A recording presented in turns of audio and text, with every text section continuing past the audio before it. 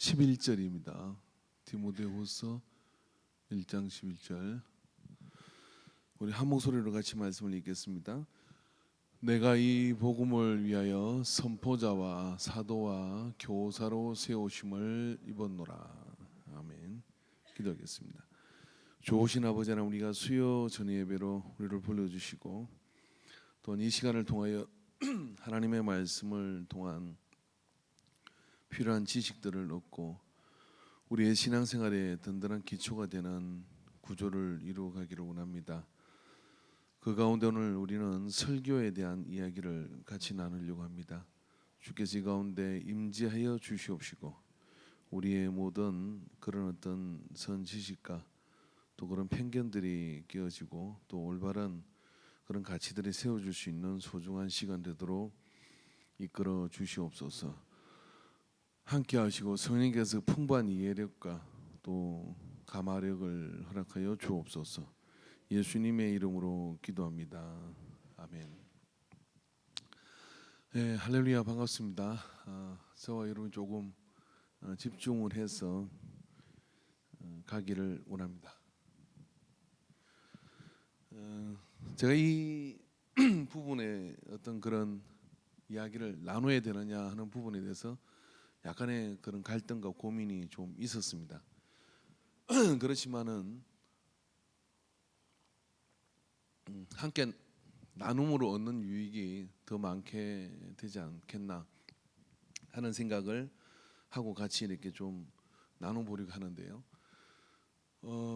그렇다고 해서 어떤 그런 신학생들에게 필요할 정도의 어떤 그런 방대한 어떤 양을 우리는 여기서 다 나눌 수가 없어요.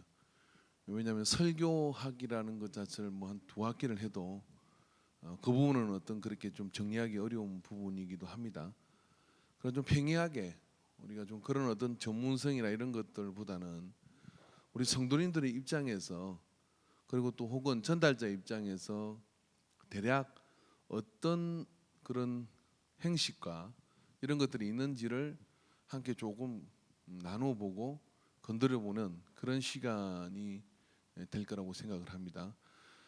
그래서 여기서 이제 뭐 특별한 은혜를 받기보다는 오늘은 좀 우리가 그냥 평생의 예배 가운데 설교를 듣잖아요.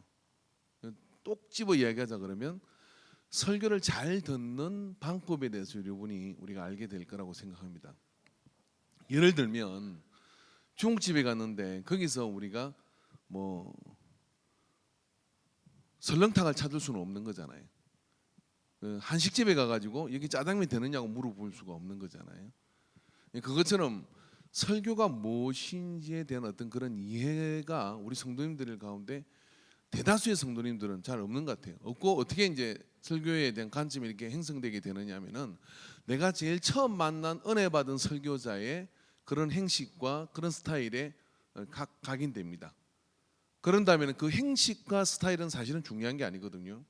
그 안에 들어있는 핵심적인 내용과 무엇을 전달하고 그것을 통하여 가장 궁극적으로는 뭐냐면 내가 어떤 변화를 경험하느냐라고 하는 부분이 하나님이 복음의 전달을 통해서 우리에게 이루시고자 하는 목적일 거예요.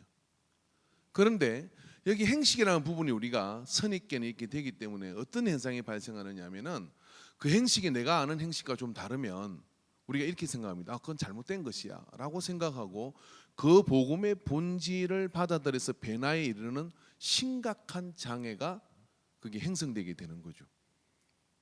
그게 형성되게 됩니다. 어떤 면에서 보면 목회자들의 그 행성을 주도한 경향이 있습니다. 그러나 이건 행식이지 그게 본질은 아니다는 거죠. 예를 들어 우리가 마시는 물이 이 컵에 담길 수도 있고 뭐 밥그릇에서 담아보면 어떻습니까? 담겨져 있는 물이 중요한 것이지 그 그릇은 그렇게 중요한 게 아니다. 어떤 면에 생각해 보면 어떤 것이 옳고 그런 것이 없다는 이야기죠. 그러나 이게 어떤 그릇의 행태를 가지고서 되어져 있느냐 또 설교는 무엇인가 하는 것에 대한 그런 어떤 조그마한 식견이 있다 그러면 그런 어떤 편견들은 쉽게 이렇게 넘어설 수 있습니다. 그리고 거기서 우리가 누려야 될 어떤 그런 복음의 어떤 그런 전달로 통하여 내 자신을 바꾸는 변화는 다양한 통로를 통해서 이루어질 수 있다는 거죠. 이제 그런 어떤 부분을 가지고서 우리가 이 설교에 대한 이야기를 제게 주어진 시간을 조금 하려는데 오늘 조금 시간이 뭐 짧아질 수도 있고 길어질 수 있으니까 양해를 좀 부탁드립니다. 자, 오늘 본문에 보면 여기에 초대교회 상황을 우리가 보자 그러면 내가 이 복음을 위하여 선포자와 사도와 교사로 세우심을 입었노라라고 그렇게 말씀합니다. 여기 이제 해당되는 선포자라는 부분이 설교자입니다. 초대교회는 명확하게 선포자와 사도와 교사의 역할이 따로 있었다. 이해되십니까? 정확하게 이야기하면 어떠냐면 설교와 교사가 하나님에 대해서 예수님에 대해서 성경에 대해서 가르치는 것하고는 다르다. 이게 같지 않다는 거죠. 그것이 교사가 하는 것이 뭐냐면 성경 공부예요. 그러나 설교자는 선포자인 겁니다. 그래서 이 설교자를 다른 말로 하면 뭐라고 그러냐면 케리그마라고 그렇게 얘기해요. 케리그마라는 오늘 본문에 나오는 이 본문을 번역해 보면 거기에 나오는 퀘릭시라고 하는 히브리어로 불리는데 이건 뭐냐면은 하나님의 진리를 전달하는 자, 공적 권위에 부여된 사자. 그러니까 이 공적 권위에 부여된 사자는 뭐냐면 하나님의 권위를 부여받아 가지고 하나님이 말씀하시는 것을 가서 주의 뜻이 이겁니다 하고 선포하는 것이죠. 이게 설교는 뭐냐면 우리가 예배를 통하여 하나님의 임재를 기다리고 하나님의 임재가 이루어지는 그 가운데 메신저인 설교자가 거기에 서서 하나님이 여러분을 사랑하십니다. 아니면 여러분 회개하십시오. 하나님께서 여러분을 향하여 이러한 생각과 계획을 가지고 계십니다라고 하는 선포, 이 케리고마인 것이죠. 이 케리고마는 또 이 단어가 가지고 있는 속성은 뭐냐면 초대교회 이 케리고마는 반드시 예수 그리스도의 부활과 예수 그리스도의 십자가의 고난과 부활과 이 생명에 대한 선포가 반드시 결탁되어 있는 겁니다. 이해되십니까?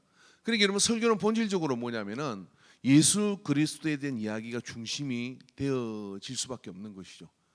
그래서 예수 그리스도에 대한 그 복음, 예수 그리스도가 복음이시고 또 그 예수 그리스도에 대한 이야기가 중심이 되어져서 다양한 이야기 속에 일어날 수 있는 거죠. 근데 이런 설교를 하는데 그 예수 그리스도의 복음이 빠져 있는 설교를 한다 그러면 이건 어떤 면에서 잘못된 것이라기보다는 성경 공부에 가까운 것이죠. 여러분 좀 이까지 좀 이해가 되십니까? 자, 그럼 사도는 뭐냐면은 사도는 이 사도가 케리고마적 선포를 하기도 하지만 이 사도는 뭐냐면 복음의 사신으로서 즉 비전을 제시한 아포스톨로스라고 하는 즉 앞으로 어디로 나갈 것에 대한 그 집단을 이끌고 그리고 질서를 가지고 그들을 향해서 그런 어떤 방향을 제시하는 게 뭐냐면 사도가 하는 역할인 거예요. 사도가 선포자가 될 수도 있고 사도가 교사가 될 수도 있습니다. 뭔가를 가르쳐 줄 수도 있고요. 그리고 선포자가 되어서 케리고마적 선포를 하기도 합니다. 그러나 이걸 전담하는 부분들이 초대교회는 명확했다 하는 겁니다. 이까지 이해가 되세요? 그래서 여러분 뭐냐면 설교와 여기서 하나 정리하고 넘어야 될 것은 뭐냐면 성경 공부는 다른 것이다. 동의하십니까? 오늘 수요 저녁에는 제가 이제 여러분에게 전제한 것처럼 수요 저녁에는 우리가 성경 공부를 위주로 하는 어떤 그런 기도회를 우리가 하고 있는 것이죠. 그래서 저는 개인적으로 언젠가 되면 여기를 학당으로 바꾸고 싶어요. 수요 학당으로 바꾸고 싶은 거예요. 수요 학당으로. 근데 그럼에도 불구하고 우리에게는 가지고 있는 뭐냐면 예배니까 설교에 있어야 되잖아요. 그럼 설교에서는 꼭 뭐가 있어야 돼요? 본문이 있어야 돼요. 본문을 읽고 뭔 이야기를 해야 이게 설교가 되는 행식이지만 사실은 우리는 이 수요 저녁 시간에는 우리가 성막을 하든지 뭘 하든지 해오던 과정 속에 보면은요 성경의 하나님에 대한 이야기들을 가르치는 그런 시간의 색깔이 이게 강했던 것이죠. 그건 어떻습니까? 주일 대예배를 이렇게 한다면 어떻게 될까요? 그것은 뭔가 케리고마적 선포를 놓치고 교육에 치중하는 그런 상태가 되어지기 때문에 설교의 본래적 색깔하고는 그 역할하고는 거리가 멀 수 있는 것이죠. 자, 옆 사람한테 물어봅시다. 설교가 뭡니까? 하고 물어보세요. 제일 좋은 대답을 한 분에게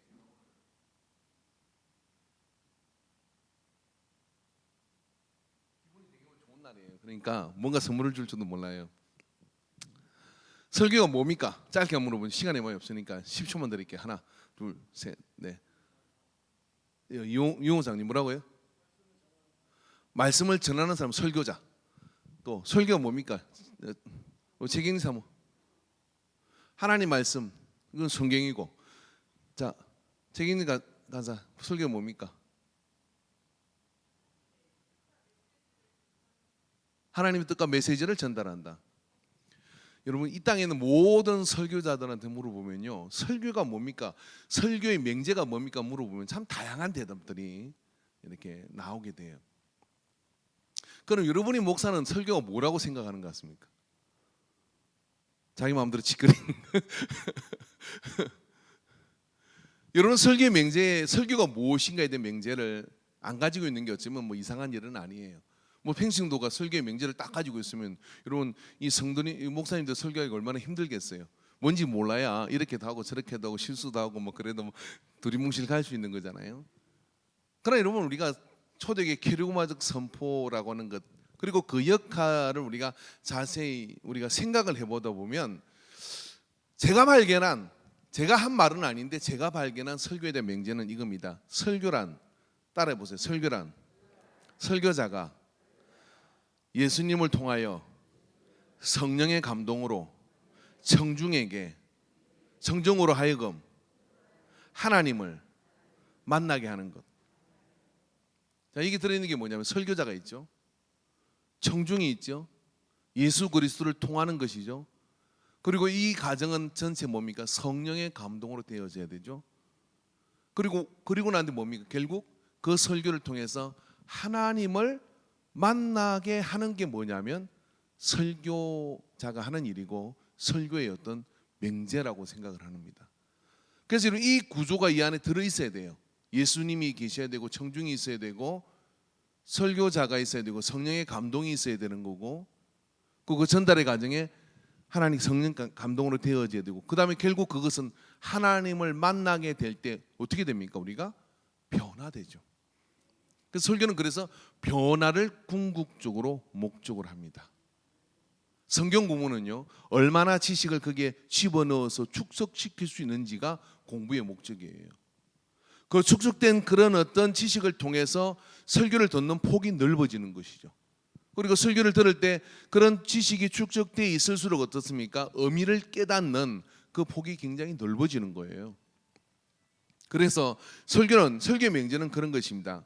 그러나 설교자의 역할은 무엇이냐면은, 이 설교자의 역할은, 제가 그 설교를 굉장히 정말 제가 들었는데 설교를 너무 매력적으로 잘 하시는 거예요. 그래서 한국교회 이름만 대도 아는 목사님들 이름 제가 질투나서 이름을 말 안 할 거예요. 근데 그분을 개인적으로 같이 식사할 시간이 있었어요. 이렇게 물었어요. 목사님, 설교가 무엇입니까? 이렇게 물었어요. 정말 평상시에 만나보기 어려운 분인데, 그랬더니 참 친절한 분이라 후배 목사님 제게 이렇게 얘기를 했습니다. 한 15년 넘은 것 같은데요. 이렇게 얘기했습니다. 설교자가 오래된 성경의 이야기를, 그 문화를 이해하고 그리고 그 속에 있는 의미를 발견해서 지금을 살고 있는 그리스도인과 사람들에게 이 문화를 속에서 그 의미를 전달하는 것이다라고 그렇게 얘기하더라고요. 정말 귀에 쏙 들어오는 거예요. 아, 그래서 설교자의 역할이 이런 거구나. 설교자의 역할은 이 두 가지 문화를 함께 같이 가지고 있는 거예요. 그 성경의 배경과 그런 이야기들을 이 속에 들어야 되는 것이죠. 그 문화를 이해하지 않으면 성경의 그 단어만 가지고서는 여기에 상황 속에 그 의미를 전달하기가 정말 불가능합니다. 그래서 그 문화를 이해하고 그 속에 있는 그 말씀의 의미를 우리가 발견하는 그런 어떤 주석 작업이 계속되어져야 되는 거예요, 설교자는. 그리고 그 속에서 발견하는 의미가 지금은 없는 문화 속에서 어떻게 이들에게 그것을 풀어서 설명하고, 그리고 거기에서 이 과정 속에 성령께서 역사하셔서 오늘 우리 공동체에 주는 의미가 뭔지를 기도 가운데 발견해서 전달하는 것이 설교자의 역할이죠. 이게 이제 되어질 때 어떻게 되느냐면 막 이무주도 이런 고민을 하다가 주일날 왔는데 말씀을 듣는데, 그 속에서 하나님께 내게 이렇게 말씀하시는 거고 다 깨닫고 돌아가는 거죠. 그런 고백들을 이렇게 하시잖아요. 저한테 그런 고백할 때 별로 감동이 되지 않아요. 제가 한 것이 아니기 때문에. 그래서 성령께서 그렇게 하시는 거니까 그렇게 하시잖아요. 그죠? 이게 이렇게 되어질 때 이제 그게 케르고마적 선포가 되어지게 되는 것이죠. 그래서 정말 무릎을 탁 치면서 그게 설교자의 역할이다라고 저는 그렇게 이제 정리를 이렇게 하게 됩니다. 그래서 설교자의 짐이 있습니다. 여러분 제가 가끔 이런 생각을 해봐요. 유명한 강연을 하는 사람들이나 그런 부분 정말 멋있잖아요. 그리고 또 특별히 부흥 강사님들도 참 좋은 것 같아요. 근데 그 몇 가지 레파토리 가지고서 말입니다. 계속해도 괜찮아. 한평생 해도 괜찮아요. 왜냐하면 청중이 계속 바뀌거든요. 근데 담임 목사는 안 바뀌어. 그 가만히 생각해 보니까 심지어 한 교회에서 20년 넘게 계속해서 매주마다 수요일마다 그리고 금요일마다 설교를 하고 실적 나지 않게 한다는 것은 여러분 거의 성령의 역사가 아니면 불가능해요. 여러분 동감하시죠? 그러니까 조는 것도 이해가 돼. 그러니까 똑같은 청중에서 그 한 사람이 계속해서 뭔 이야기를 한다는 게 어떻게 날마다 새로울 수 있겠어요? 그러니까 여러분 좀 설교의 짐을 이해해 주시기 바랍니다. 할렐루야. 그래서 사람의 한계성이 있는 것이죠. 이 사람의 한계성이 있다는 이야기는 어떤 이야기냐면 어떻게 보면 자기 뭐 경험이나 이런 이야기를 하는 것도 한계가 있습니다. 그래서 점점 이제 시간이 가면 가서도 저도 이제 한 3년 지났으니까 제 신상적인 이야기는 이제 안 하려고 그래요. 할 거 다 했으니까. 그다음에 이제 뭐 해야 되면 성경에 있는 어떤 그런 이야기들만 할 수밖에 없는 것이죠. 삶의 유한성, 이 삶의 유한성이 있기 때문에 설교를 계속 해가는데 같이 살아 이렇게. 같이 살다 보니까 언제 시간 지나면 어떻게 되느냐. 아이고 목사님은 그 말씀대로 잘 살지도 못하면서. 근데 여러분 제가 어느 날 갑자기 저도 다른데 부흥회 가면요 정말 신비하게 봐줍니다. 여러분은 좀 신비하게 안 보이지만 정말 신비하게 봐요. 그 벌써 이게 눈빛이 보여요. 한 3일 집회하고 나면 막 그리고 이런 이야기 합니다. 저 목사님 따라갈래요. 막 그런 사람도 있었어요. 이사해가지고 여러분은 고판기 끼시지만 그 속으로 그러죠. 같이 지내봐라. 그게 설교자가 가지고 있는 어떤 그런 무거운 짐이에요. 자, 이제 설교가 무엇이고 설교자가 어떤 역할을 하고 또 설교자가 어떤 짐을 지고 있는지를 여러분 좀 전제를 해주고 그리고 설교에 대한 어떤 이야기를 우리가 좀 나눠보도록 그렇게 하겠는데요. 그게 우리가 이제 전통적으로 가장 익숙한 설교가 어떤 설교냐면은 제목 설교죠. 제목 설교. 1대지, 2대지, 3대지. 1, 2, 3. 우리는 항상 이렇게 뭘 할 때 정리할 때 하나, 둘, 셋으로 정리를 해야 뭐가 정리가 끝난 것 같아요. 그죠? 그래서 이 제목 설교는 어떤 것이냐면요. 설교자가 우리 공동체 안에는 이게 필요해. 라고 목적을 먼저 설정을 하는 겁니다. 그게 꼭 나쁜 건 아니에요. 우리 교회는 사랑이 부족해. 그래서 사랑의 목적을 딱 정했어요. 자, 그럼 사랑의 목적을 정하고 난 다음에 이 사랑을 하도록 어떻게 할 수 있을까를 고민을 가지고 성경을 막 뒤져 들어가요. 그러니까 본문을 보니까 여기 예수님께서 베드로가 왼수를 몇 번이나 용서해야 됩니까? 그냥 7번씩 이런 번씩 용서 7번씩 이런 번을 용서해라. 이 본문이 너무 좋잖아요. 용서를 하는데 이제 사랑이라는 주제를 할 때 이걸 할 수도 있고 뭐 사랑은 오래 참고 이걸 할 수도 있고 그래서 사랑과 관련된 본문을 하나 딱 선택을 해요. 그런 다음에 이 사랑에 대해서 어떻게 해야 되는지 그 목적을 가지고 성경을 본문을 선택을 하고 그 선택한 본문을 가지고 어떻게 하느냐면은 어떻게 사랑해야 될지를 논지를 정하는 겁니다. 원수를 사랑하고 사랑하자. 그리고 또 뭐 이렇게 3논지를 정해가지고 그러기 위해서 뭐 과거를 잊어버리라. 그러기 위해서 어떻게 합니까? 미래를 볼 때 항상 사람은 미움할 수 있다. 뭐 이런 그런 논지를 누가 정해요? 사람이 이렇게 딱 자기가 정해요. 정해놓고 그 다음에 결론을 딱 짓는 거죠. 그렇게 정해놓고 어떻게 하냐? 그게 필요한 본문들을 성경을 찾아가지고 성경사전을 찾아가지고 다 이렇게 넣습니다. 그럼 성경 말씀으로 한 것이는 어떻게 해요? 설득을 당할 수 있잖아요, 그죠? 그렇게 해서 결론이 이런 것이니 우리가 이렇게 사랑합시다라고 하는 것이 대략적으로 이게 이제 제목 설교에 대한 어떤 그런 디테일한 부분을 다 설명을 할 수는 없지만은 그런 패턴, 즉 내가 단어 목적을 정하고 들어가는 것이 제목 설교예요. 그래서 그 설교는 제목을 들으면 어떻습니까? 어떤 설교를 할지가 보여요.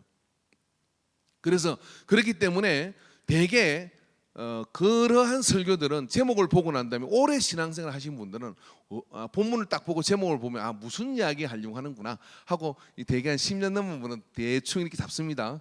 잡아놓고 어떻게 하냐면 그런 설교하는 거 그다음에 중간쯤에 이제 한번 그 이야기 들은 건데 이러면서 자요. 그죠? 자고 뭐 은혜가 안 되는 사람은 당나귀처럼 귀가 커져가지고 그리고 별로 감화를 못 받아요. 예.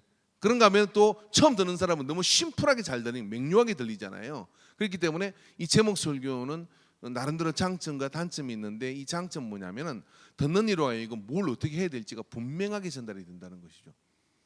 그래서 이제 이 제목 설교를 많이 하는 교회가 지금은 좀 아니지만 지금 패턴이 좀 바뀝니다만은 우리 앞선 세대의 목사님들과 대형 교회들이 거의 다 제목 설교가 됩니다. 제목 설교가 되어지는, 왜 사람들에게 그걸 설득시키고 그 다음에 대입시켜서 움직이게 하는 그런 강력한 어떤 그런 효과, 어떤 그런 효과가 이렇게 가지고 있습니다. 근데 제목 설교라고 할지라도 좋은 애가 있고 나쁜 애가 있는데, 좋은 애는 어떤 애냐면은 적어도 본문이 이렇게 선택이 되어지죠. 그래서 그 본문 안에서의 전후의 의미가 이 속에 그 제목과 연관성을 가지고 그 안에 들어있는 어떤 그런 성경의 그런 구조고 그 본문 안에서 가지고 있는 그 어떤 상황 속에서 내가 전달하고자 하는 그 목적어가 이게 연관성을 가지고 거기서 스토리가 이렇게 되어져 가면 그건 나쁘지 않은 제목 설교입니다. 근데 제가 볼 때 가장 제일 나쁜 설교는 어떤 설교였냐면은 제목 설교를 하는 것이죠. 자, 사랑에 대한 설교를 하는데 본문을 한 권을 쓰는, 사랑은 오래 참는 것이다 라고 정했습니다. 근데 사랑은 오래 참는 본문을 하나 정해놓고 그 다음에 어떻게 하느냐면은 사랑에 대한 성경 구절이 성경에 몇 번 나올 것 같아요? 사랑 그러면 성경 구절이 성경에 몇 구절이 나올 것 같습니까? 알아마시는 분에게 1,000원. 사랑 그리고 성경에 몇 구절이 나올 것 같습니까? 많이. 정답입니다. 예. 제가 찾아보니까요 557구절이 나와요. 자, 그럼 내가 사랑이란 이야기를 한다. 그럼 사랑이란 이야기를 하려고 하는데 내가 하고자 하는 이야기가 사랑은 오래 참고란 본문을 선택했지만은 그 사랑을 가지고서 사랑은 이별하는 것이다 라고 만들 수 있을까요, 없을까요? 557구절 가지고 말입니다. 이렇게 저렇게 갈라서 계속해서 대입을 해서 여러 구절들을 거기에 대입을 해간다 그러면은 사랑은 이별하는 것이다라고 만들 수도 있는 것이죠. 그래서 여러분, 본문 안에 우리가 설교 안에 많은 성경 구절이 나열되는 그런 구조의 제목 설교의 구조가 말씀 그리고 말씀으로 간다고 생각하지만 실상은요, 어떤 면에서 보면 그 성경 자체를 통하여 그 본문 안에서 하고자 하는 그런 이야기는 무관한 전혀 다른 결론이, 사랑은 오래 참고로 시작해서 전혀 다른 결론의 이야기에 도달할 수도 있는 어떤 내가 어떤 목적한 것을 가지고서 그렇게 만들 수 있는 더 많은 변수가 이 속에 있는 것이죠. 그래서 전통적 제목 설교라고 하는 것은 이런 것입니다. 전통적인 제목 설교는 이겁니다. 어떤 것이냐면은 목회자가 그 청중을 위해서 간절히 기도하잖아요.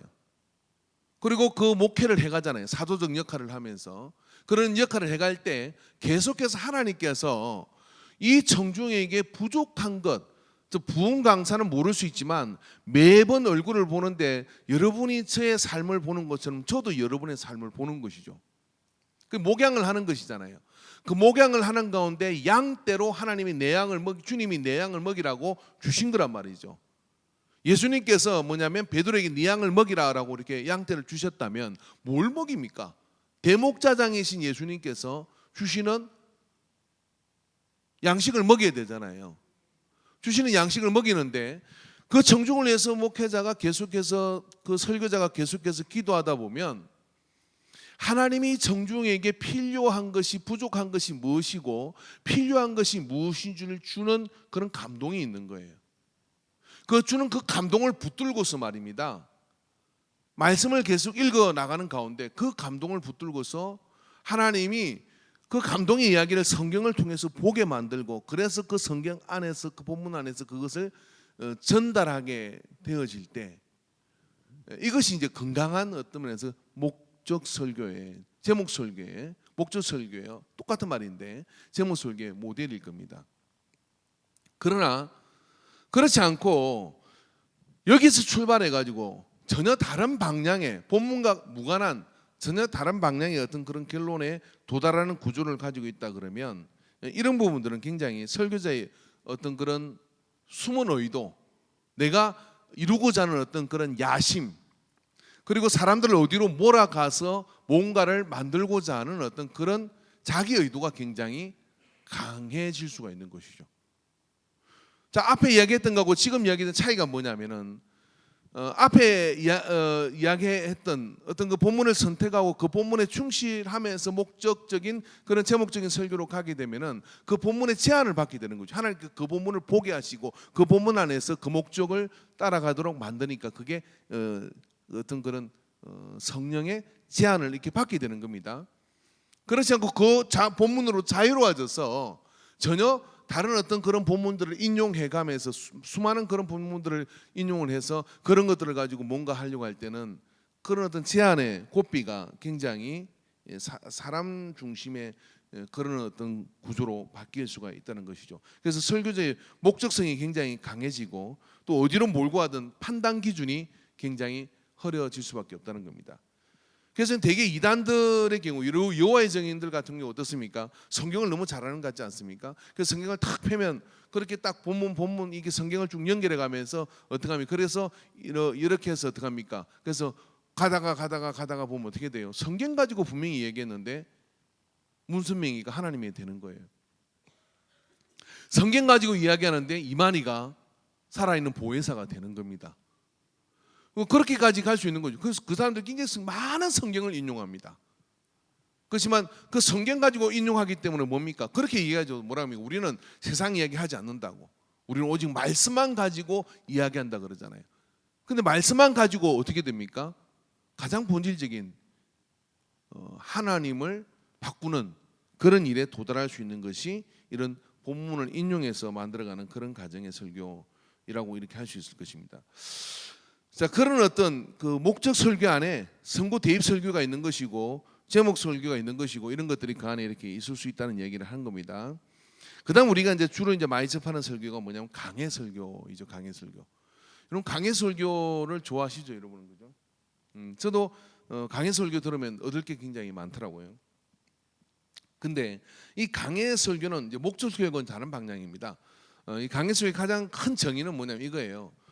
사람의 의도를 다 내려놓고 얼마나 이렇게 듣기 좋은지 몰라요. 사람의 의도를 다 내려놓고 성경이 말하는 대로 성경이 본문이 말하는 대로 따라가라. 이게 이제 강해 설교의 명제예요. 이게 성경을 읽어나는데 성경 안에서 말하는 것을 듣고 그리고 그 성경이 말하는 대로 따라가라. 이게 이제 강해 설교의 그런 어떤 명제입니다. 명제. 근데 강해 설교의 대가가 아주 오래전에 이런 이야기를 했습니다. 이 강해 설교가 나온 지가 굉장히 오래됐잖아요. 강해 설교의 대가가 뭐라고 했냐면 오늘날에 이 강해 설교가 오히려 강해 설교라고 하는데 강해 설교가 아닌 설교가 너무 많아서 그 강해 설교 아닌 설교 때문에 강해 설교를 망쳐먹고 있다. 이렇게 이야기를 했어요. 왜냐하면은 그냥 이렇게 제목 설교 아니고 그냥 본문을 읽고 본문을 이렇게 해석하는 그거 자체를 다 강해 설교라고 하기 때문에 그런 겁니다. 그러나 강해 설교는 그런 설교예요. 본문을 통해 정말 기도하는 가운데 하나님의 음성을 들어야 돼요. 그리고 하나님의 음성을 듣고 그 음성의 주제에 맞도록 그 본문 안에 일관된 주제가 하나 서야 됩니다. 그리고 그 본문 안에 일관된 주제가 하나 서고 그리고 그 주제를 가지고서 다른 본문을 인용하더라도 그 본문과 연관되어져 있는 주석적 그런 연관성을 입증해야 돼요. 어떤 본문을 인용할 때도 그냥 내가 필요해서 인용해서는 되지 않는 거죠. 이 본문과 연관되어지는 주석적인 그런 논리를 입증해야 그 본문을 인용할 수 있는 제한이 그 안에 딱 차 있는 거예요. 그런 가운데 하기 때문에 이 본문 정해진 텍스트 안에서의 그 성경에서 하나님이 뭐라고 이야기하시는지를 들으려고 하는 순수한 그런 의도를 가지고서 그러니까 이 강해 설교자는 청중이 무슨 생각을 하는지는 중요하지 않아요. 이 성경이 뭐를 말하고 싶어하는지만 중요합니다. 그리고 그것이 이 청중에게 필요한 것이라고 믿는 믿음에서 출발되는 거예요. 목적 설교는 기도 가운데 청중이 필요한 거 뭔지 기도 가운데 먼저 듣고 본문을 선택하는 것이라면, 강해 설교자는, 순수한 강해 설교자는 내가 본문을 읽으면 성령님께서 뭘 전달할지를 가르쳐 주시고 그것이 이 청중에게 필요한 것이 될 거라고 믿는 믿음이죠. 그게 이제 강해 설교입니다. 이 둘 차이가. 제가 이런 고개를 끄덕거리는데 그 말이나 근본적으로는 똑같은 의미입니다. 상황을 어떻게 보느냐의 차이일 뿐이에요. 대개 이 강해 설교하는 사람들은, 제목 설교하는 분들은 무시합니다. 무식해가지고 그냥 냅딱 주장만 한다고 이렇게 얘기를 하고, 어디 감히 하나님의 뜻을 먼저 정하고 본문이 말하는 대로 가야지. 그래서 이 강해 설교자들의 단점은 뭐냐면 한 본문에서 한 가지 이야기밖에 할 수가 없습니다. 예를 들어 여러분, 강해 설교자는 말입니다, 마태복음 2장을 설교했다 그러면 이 사람은 10년 후에도 2장을 설교했다는 똑같은 설교를 할 수밖에 없어요. 왜? 그 본문이 말하는 게 하나일 수밖에 없는 거예요. 근데 한번 생각해 봅시다. 마태복음 2장을 가지고 전 세계에 있는 설교자가 몇 편의 설교를 했을까요? 그럼 그 주제가 다 똑같아야 되잖아요. 그러니까 강해 설교자의 한계는 뭐냐면요, 내가 이 본문이 말하는 건 하나밖에 없잖아요. 하나님 말씀하시는데 그게 다른 게 어디 있을 수 있어요? 이 본문에서 사랑을 얘기했으면 사랑밖에 없는 거예요. 누가 여기서 믿음을 이야기하면 해석이 잘못된 거예요.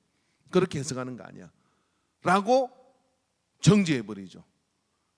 그렇기 때문에 어떻게 되느냐면은 도하님이 뭐예요? 그 교회 다니는 성도님들은 그 본문에서 그것만 알기 때문에 다른 데가 설교를 잘 못 들어. 왜 못 듣냐? 그 본문에서는 우리 목사님이 사랑이라고 얘기했는데 여기서 믿음을 이야기하네. 틀린 거야. 해석이 틀린 거야 라고 이렇게 생각해서 잘라버리기 때문에 뭐 이렇게 그런 효과는 또 있을 수 있어요. 그래서 강해 설교자는 그런 어떤 그 신적 권위에 대한 어떤 그런 고집이 굉장히 있습니다. 다시 말씀드리면 제가 설교에 대해서 자세하게 풀어서 가르칠 의도는 없다고 얘기했습니다. 대략 이렇게 이제 크게 한번 이해를 해보라 하는 이야기예요. 그래서 그렇기 때문에 이 분들은 어떻게 빠지느냐면, 그렇다 보니까 이 본문 자체를 헤집고 막 단어를 분석을 하고 막, 그래서 그 어떤 면에서 보면 이 본문 자체를 설명하는 것이 설교의 한 60%가 넘을 수 있어요. 근데 원래 이 강해 설교를 이야기하던 분은 이게 잘못됐다고 얘기를 하는 거예요. 강해 설교는 뭐냐, 그 안에서 하나님 뭘 말하는지를 들었으면 그 의미를 발견해서 청중에게 제대로 전달하는 것에다가 목적을 삼아야 되는데 지적 유의에 빠지게 되는 거예요. 내가 얼마나 이 성경의 본문을 탁월하게 많은 것들을 알고 있는지를 알리고 싶은 욕망이, 알리면 어떻게 돼요? 성도님들 그걸 통해서 와, 우리 목사님 진짜 많이 아네. 그리고 어떻게 됩니까? 그러니까 많이 아니까 어떻게 해요? 그가 하는 말은 옳을 것이라고 생각을 하잖아요. 이제 그래서 그런 구조 속에 있기 때문에 우리가 잊어버린지 모르지만 설교의 목적이 뭐라고요? 변화입니다. 변화인데, 변화는 지식의 풍성함으로 기초는 삼을 수 있지만은 그걸로 뭔가 한계성이 있는 것이죠. 그래서 강해 설교가 주가 되는 교회 성도님들을 보면 성경 지식이 굉장히 풍부해요.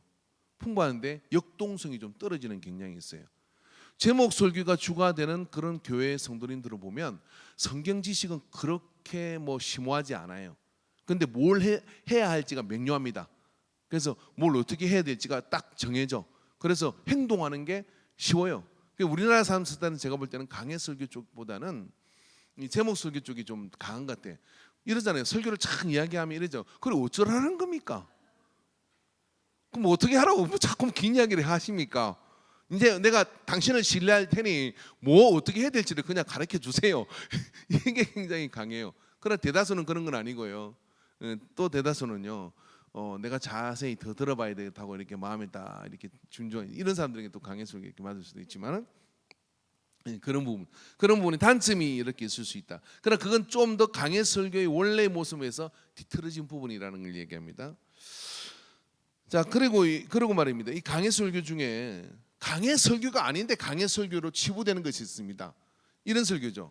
여러분 그런 설교 들어보시면 저는 이제 그런 설교 나오면 저는 채널을 돌려버립니다.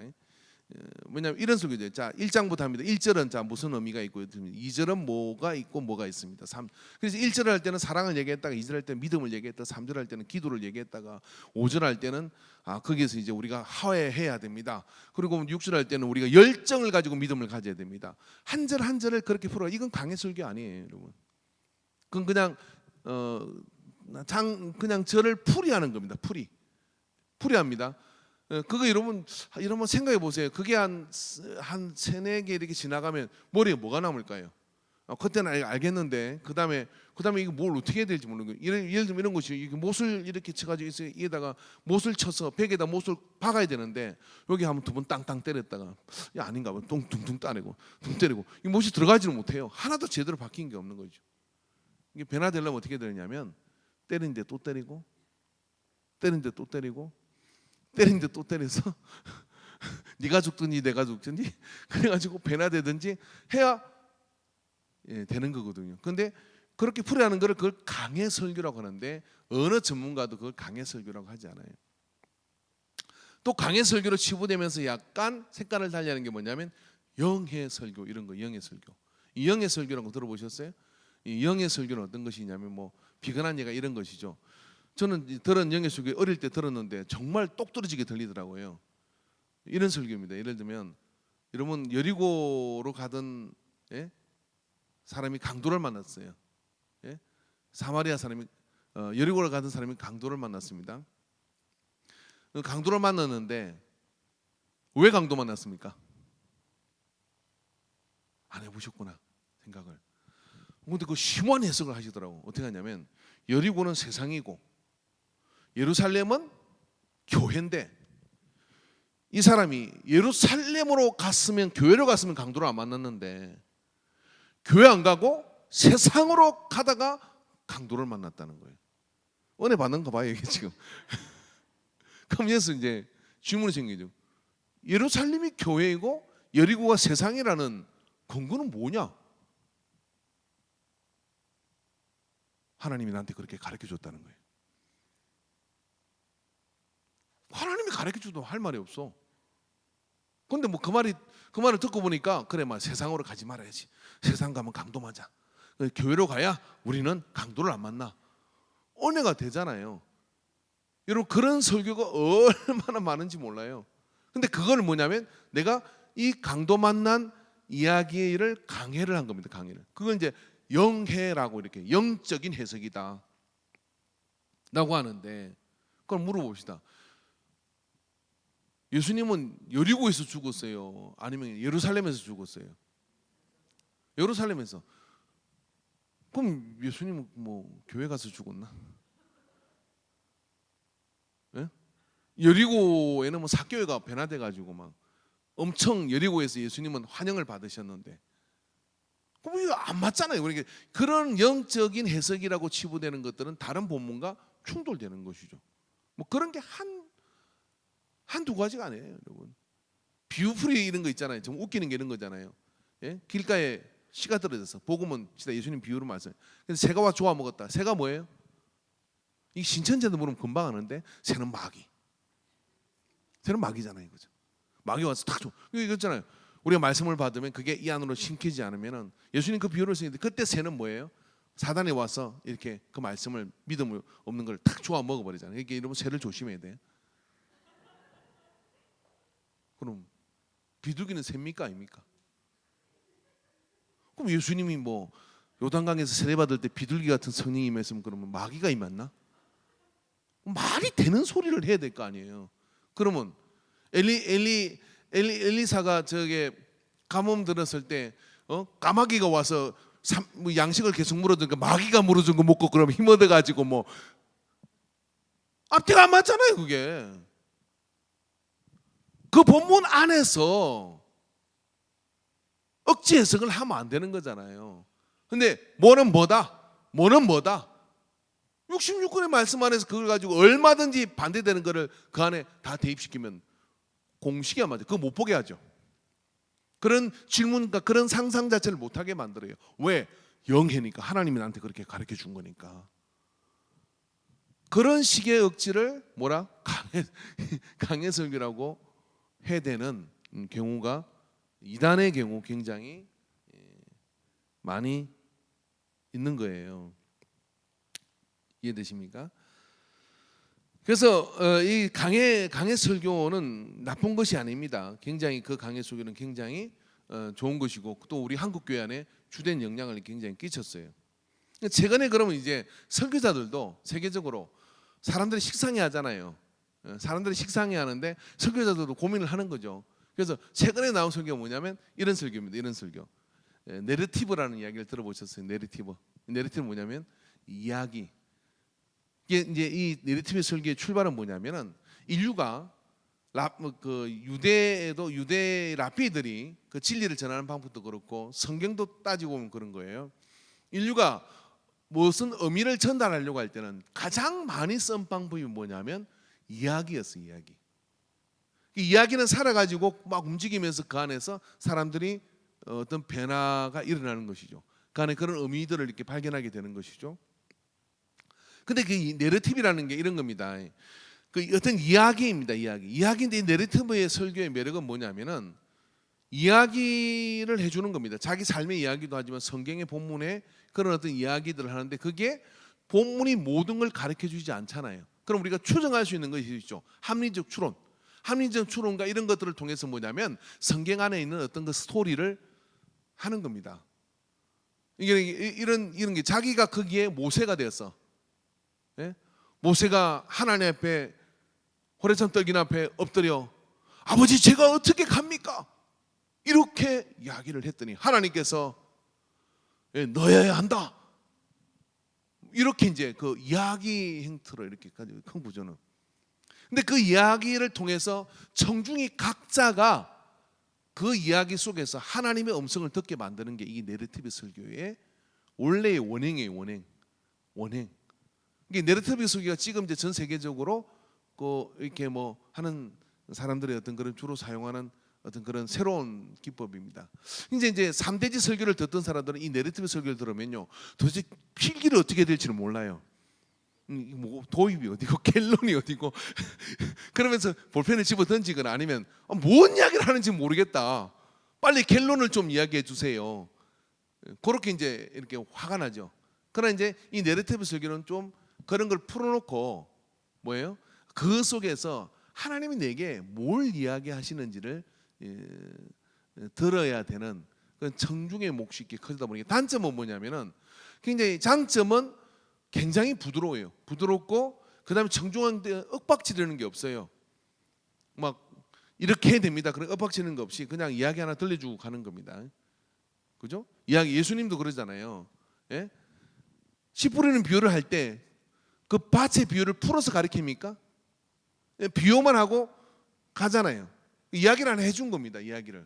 그러면 청중이 그 중에 물을 사람이 있고 묻지 않을 사람이 있는 거죠. 물을 사람은 어떻게 됩니까? 그게 무슨 뜻입니까? 하고 묻는 것이죠. 그런데 물을 때 어떻게 하냐면 그 이야기를 다시 설명을 해주는 겁니다. 그러니까 관심이 있고 열정이 있는 사람한테 더 가르쳐 주는 거죠. 그러나 그 이야기가 포기한 것이 아니라 이런 거죠. 내러티브 설교는 그 이야기를 하고 난 다음에 이 이야기가 어떤 사람에게는 2년 후에 1년 후에 이 이야기가 되뇌어질 것이라는 믿음을 가지고 있어요. 그래서 살아있는 동안에 그 짧은 이야기가 그 삶 속에서 뭔가 재생산될 것을 생각하는 좀 고단수의 설교가 이 내러티브 설교입니다.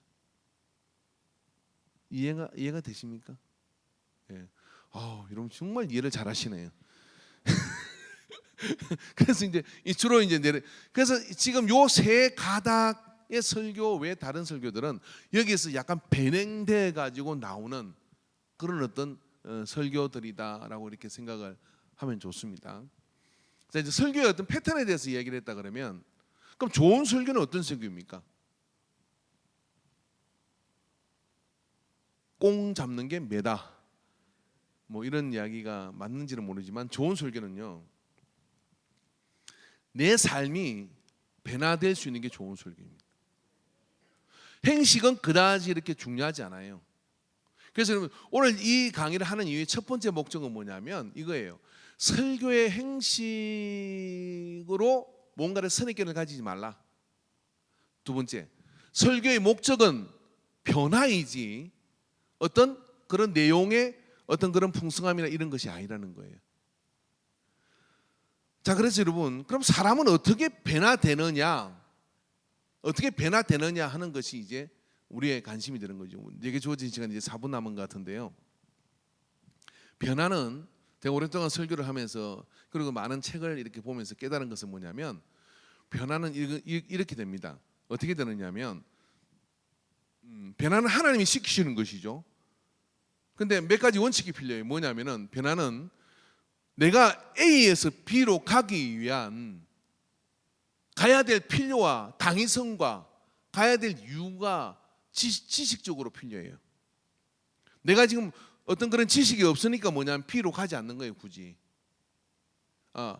C로 가지 않는 거예요. A에서 B로 가는 게 변화라고 하면, 그러면 A에서 어디를 거쳐야 되느냐면 B로 가야 되는데, 이 과정이 뭐냐면은 내가 가지는 지식이 깨어지고 내가 가지고 논리가 깨어지고 내가 가지고 있는 그 논리보다 더 강한 논리를 만나게 되면 어떻게 되느냐, 그것을 받아들이게 돼요. 그것을 받아들이게 되는 것이죠. 받아들이고 난 다음에 B에 갔다고 해서 머리에 이제 그렇게 하는 게 맞는 것 같다라는 생각이 왔어요.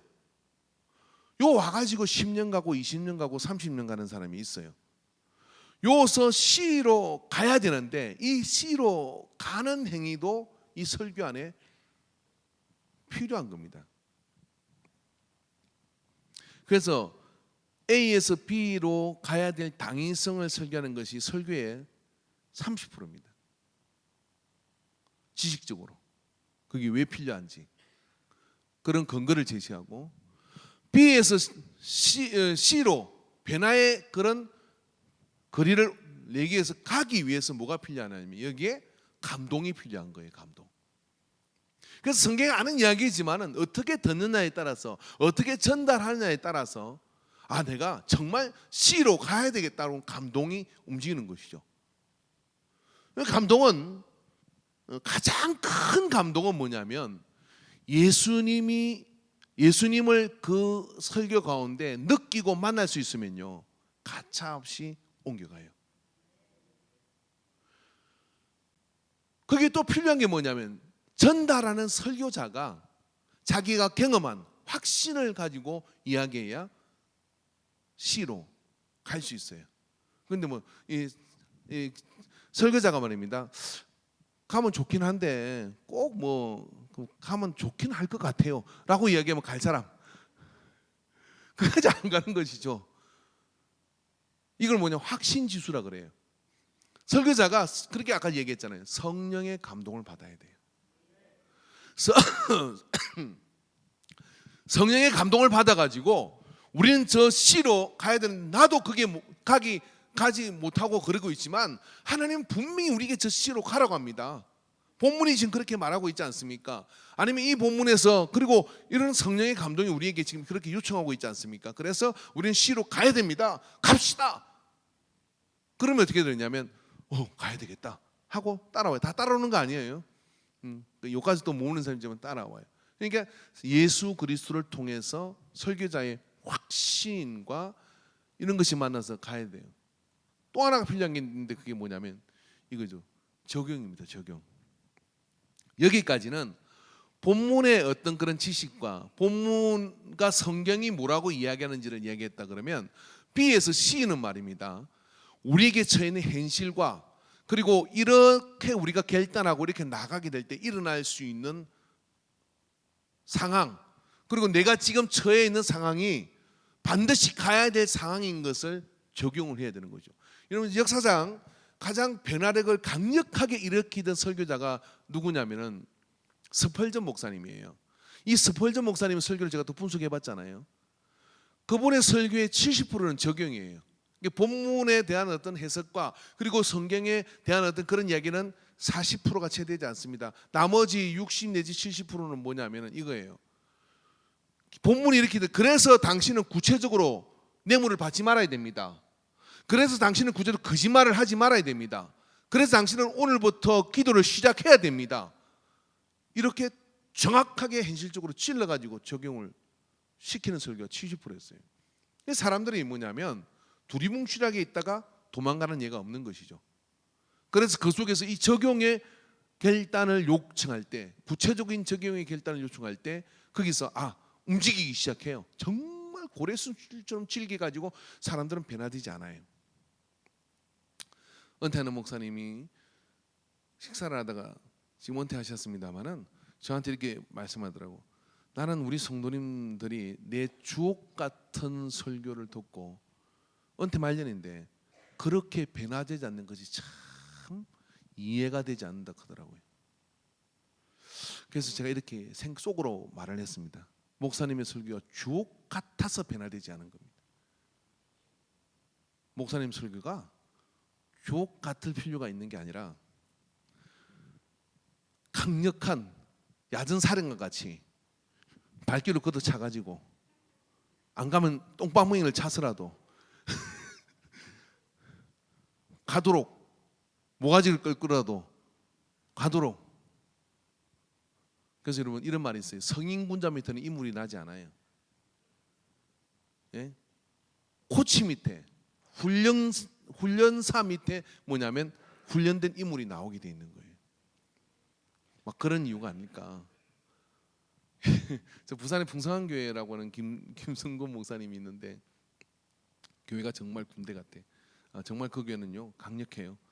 설교 어떻게 합니까? 이렇게 좀 내가 물었잖아요. 그랬더니 설교 대충 합니다 그러더라고. 진짜로 설교 뭐 대충 합니다 이러는 거예요. 왜 대충? 이해가 안 되더라고. 설교를 어떻게 대충? 그 교회는 대충 해도 돼요.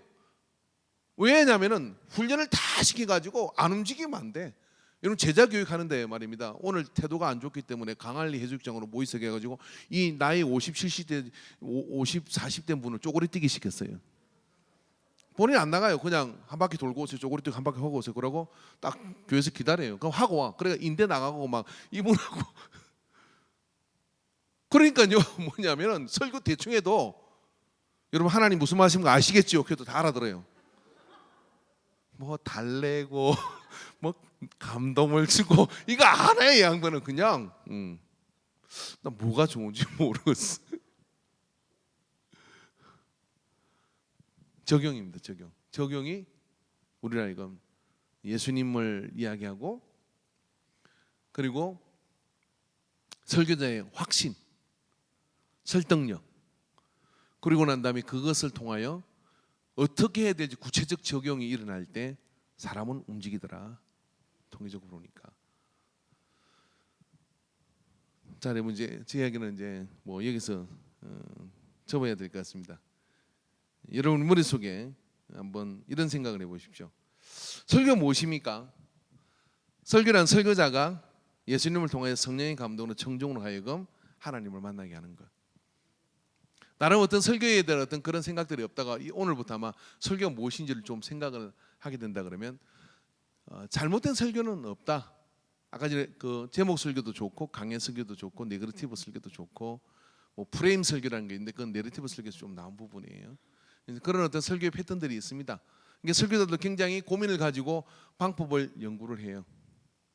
최근에는 또 이제 그 허리우드에서 스토리를 전개하는 방식이 있어요. 그게 몇 가지 방식이 있느냐면 뭐 100몇 가지 방식이 있대요. 100몇 가지 방식. 그게 이제 책으로 넘겨서 그거를 참고를 해가지고 설교학교를 오픈해가지고 목사님들한테 방식을 이렇게 가르쳐 줘요. 그렇게 어떤 방식, 전달 방식을 이렇게 가르쳐 주는 것도 있는데 뭐 이렇게 하든 저렇게 하든 저렇게 하든 이렇게 하든 뭐 하십시오.